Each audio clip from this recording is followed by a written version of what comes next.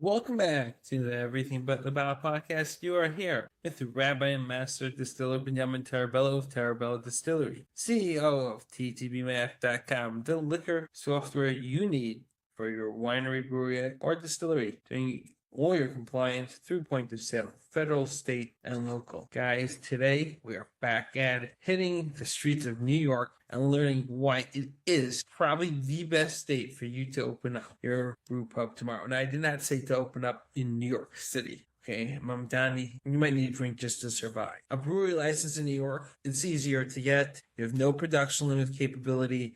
You can have so many fun things. You can have tours. You can go ahead and obviously have a brew pub. You can have direct sale, cannot have direct sales to retailers.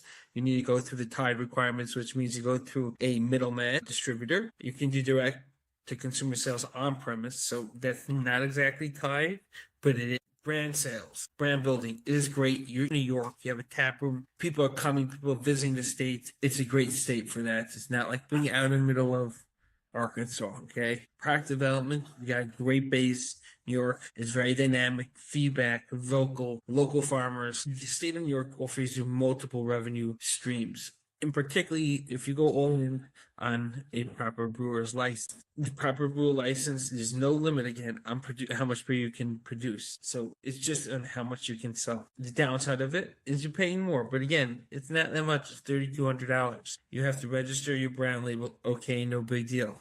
$150 or whatever. These are not what's going to be holding you up. Each brand label, $150. If you're producing that, you better be every brand label. You better be making more than $150. Now, it is a little more difficult with regulatory because you're the big boys. You have to have a record keeping. That's what TTMath.com does. Price posting, okay? For those that don't know, in the liquor industry, you got price, what you're charging, the distributors for your product. A legitimate headache because it's just so archaic and old-fashioned. You can have regular inspections and audits by the state liquor authority, which means you're meeting a nice guy once a week or once a month. You better be nice to SLA. You're not going to win otherwise. So just keep that. Remember the Thai laws. You're pretty much good to go. You're not going to be mandated to use New York corn or New York grain. So do what works out best for you. That may be down. That might be positive. It's your decision. You have limited off-premise retail. Again, that's not who you're selling to. You're massive. You're co-packing. You're all in on making it huge. You don't want to anyways be busy with that.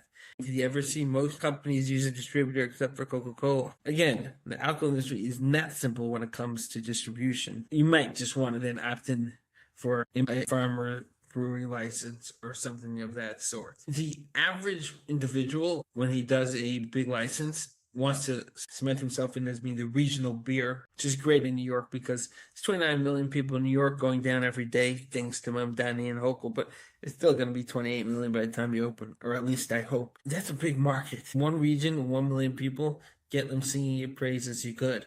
New York beer, boom. Contract, we already spoke about. Great market, growth-oriented craft brewery. You can have a track where people come and start learning and building. If you yourself are planning to explode bigly, my past podcast is to start off with the smaller license. I stand by that. Some might say, no, go get the right license to begin with. It's double paperwork. A, our consultancy does it at a great rate. B, it's more, you need to have more money in the bank account. They want to see proof. Okay, now your microbrewery license, you're capped on how much you can make. It's not fun. But again, it's easier to get the license. They're nicer and kinder to you. You can test the market, lower cost.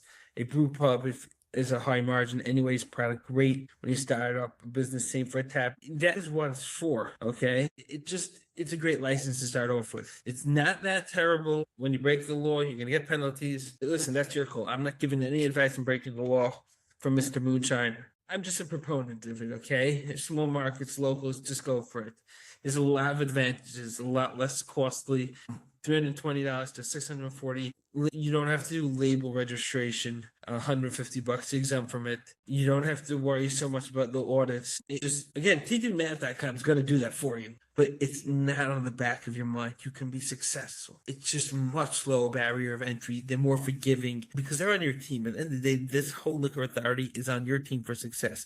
And if you're honest and you're saying, look, I'm small, which you are, because that's what it says in you, the mindset of the inspector, he's going to be really nice to you. Just start with that. That's what I believe. Guys, thank you for watching. We'll see you all tomorrow. We love helping. We love your feedback. Make sure you get it on over. See you all tomorrow.